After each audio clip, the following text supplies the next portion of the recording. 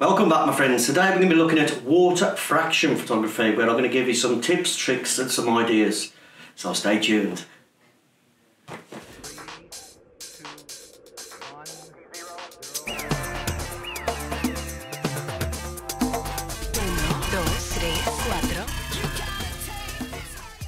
Hello my friends, welcome back. I'm Leo. Thank you all for the kind comments and support and all the thumbs up and subscribing you've done over the last couple of weeks. I'm absolutely over the moon and overwhelmed, and your pictures are absolutely brilliant. You're getting better and better with each day. It's like I says, my channel is let's grow together, and that's what I want to do. I want to grow together. Today we're going to be talking about water fraction photography. What's water fraction photography? Most people know already. It's where you place a water drop on a subject, place something back of the water drop and take a picture, so the picture's actually in the water drop. Yeah. So what we got is like this is a photography ball. So imagine this, as you can probably see my ugly face in the ball. Yeah. There you go. What we're doing is that virtually putting a picture into a glass ball, but we're doing it in smaller versions. Couple of things what we'll be using. I can't get no nice fresh flowers, so I've borrowed my wife's artificial crap things.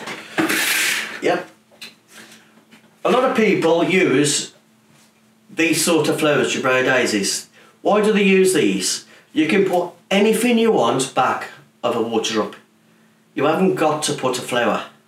Yeah, Don Comrachi is the world best at this sort of photography, believe me. And he puts everything behind it. Anything and everything, and he makes them brilliant. They use these because it fills the frame. So when you've got your subject, I haven't got a subject. When you've got your subject on a ball, I don't know if you can see, like that, yeah.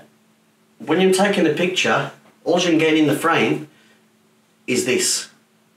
So it gives you a nice background. That's why they use these so much. You haven't got to use these. You can use smaller flowers. You can use bigger flowers. You can even get one of your favourite pictures and put it behind it, and he'll come into the bill. He'll be there, perfect, guarantee it. So that's what we're using. Now, let's talk a bit about it more.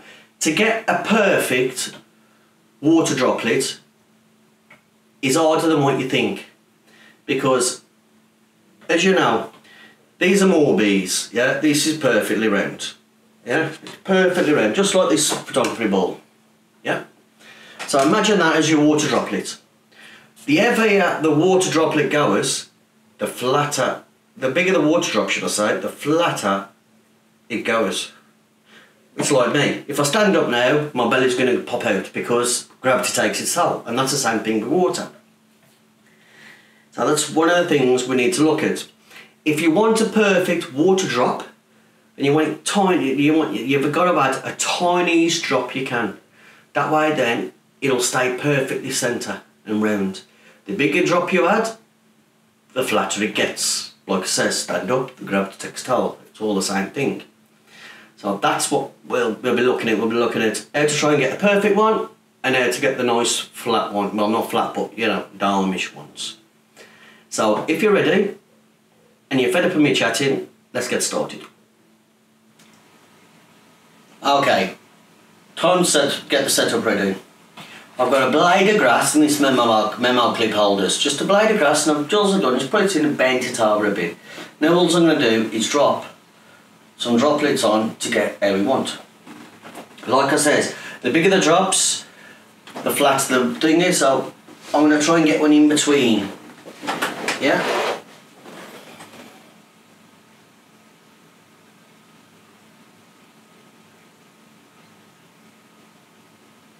You're quite happy with that one? Oh.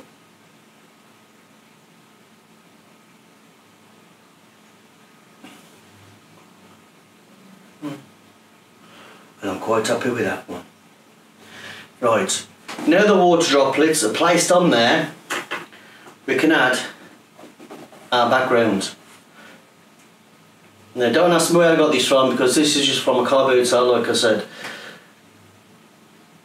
But now we're ready to have a look at the back of the camera and explain to you what we're going to be doing next. Now hopefully you can see the water drop on the grass and the reflection of the daisy in, well, the fake plant in the water drop. If I move it backwards and forwards, you can see how it moves in the picture. Now what you don't want is, you don't want a picture like that, because it ain't filling the water drop. You want to be filling the water drop. So it's a case of moving it round and getting it where you want it. Sometimes it can be close, sometimes it's not. I want it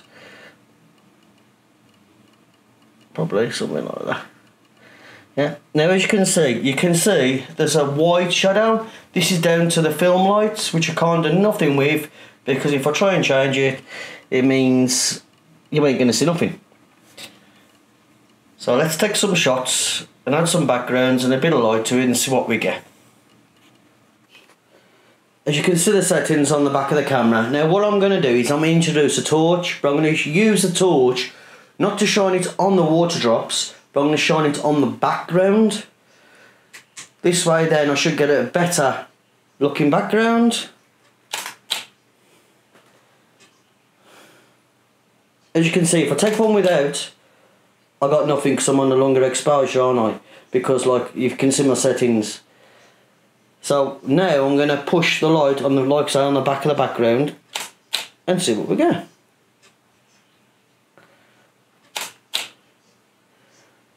It's not about lighting the subject, it's about lighting your background up, and that's what we're looking for.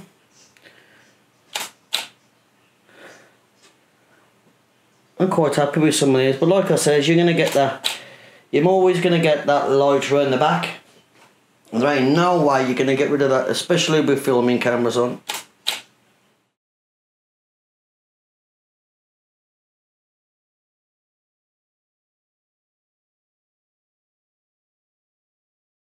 Like I said to you at the start of this video, I'm not the best with water refraction at all. Don Conrad, Stuart Woods, absolutely brilliant. I like water droplet photography, and I do mine to a different degree, because I put my backgrounds into mine to make them look a bit more swirling, a bit more unnatural. When I was mentioning about lighting up, when I was taking the pictures, yeah, what I was doing is, when the water droplet sits on there, sometimes you're going to have to go longer exposure, sometimes you're going to have to go shorter, because you might need to eye your f-stops right the way up, meaning that if you eye them up, you've got to lengthen the time, shall I say, on your shutter speed. But to balance all this out, what I tend to do is just get a flash torch. Well, this is what a lot of people do, is they get the flash torch and just light the subject up. They don't light this up, they're actually lighting the flower up, the daisy. And that's the way you're going to get your light, because the light, you're actually focusing through the water drop.